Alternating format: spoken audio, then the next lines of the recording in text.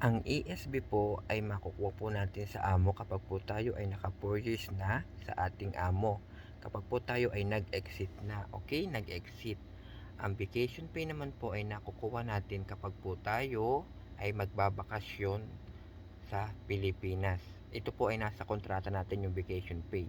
Yung ESB naman po, ito po ay nasa labor ng ministry kung saan po tayong bansa naroroon.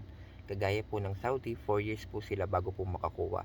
Sa ibang bansa po, kailangan po sila ay 3 years may makukuha na po silang 21 days. Pero kapag po sa Saudi ay 4 years po, mayroon po silang 1 month. Okay? Maliwanag po ba yun? Magkaiba po ang ESB at ang vacation pay, ha? Malinaw po ba yon?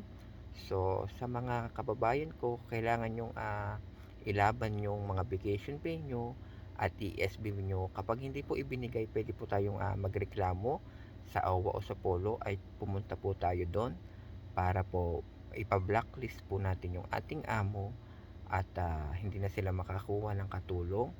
So, mas maganda isama nyo yung amo nyo para yung Polo ang magpaliwanag po sa ating embassy. Okay? Thank you po.